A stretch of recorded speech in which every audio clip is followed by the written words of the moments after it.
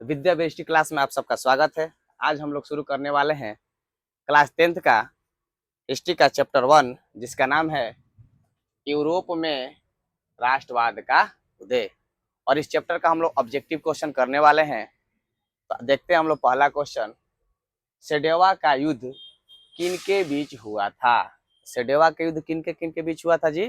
तो सेडेवा का युद्ध हुआ था ऑस्ट्रिया और प्रासा के बीच। किन के बीच हुआ था? ऑस्ट्रिया और प्रासा के बीच हुआ था। आते हैं हम लोग अगले क्वेश्चन पे।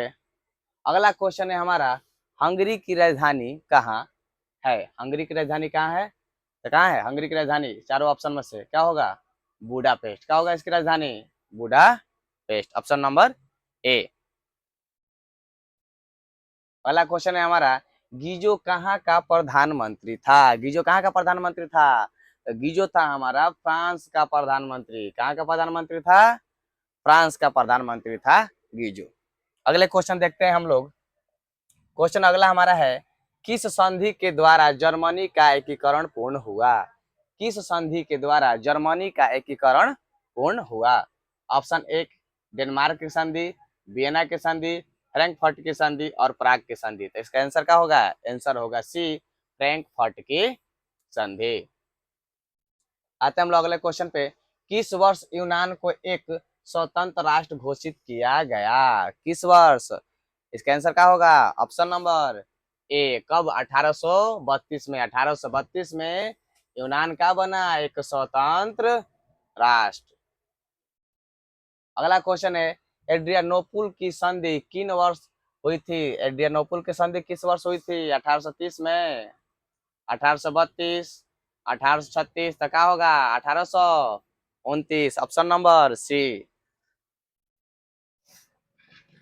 आता अगला क्वेश्चन, यंग यूरोप की स्थापना किसने किया था?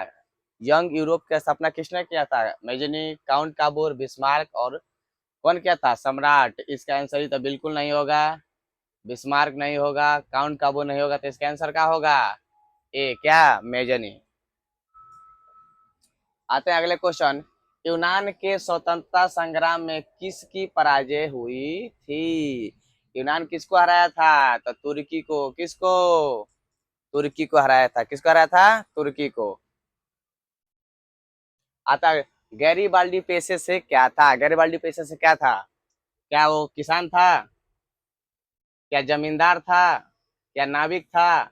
या सिपाही था? क्या था? बॉर्डर पर लड़ाई करता था कि खेत में हल चलाता था? नहीं, तो क्या था? एक नाविक था। क्या था? तो ऑप्शन बी क्या हो जाएगा? नाविक। नाविक। Option number B. आते हैं अगले क्वेश्चन पे। काउंट काबूर को विक्टर इमैनुअल ने किस पद पर नियुक्त किया था? काउंट काबूर को विक्टर इमैनुअल ने किस पद पर नियुक्त किया था?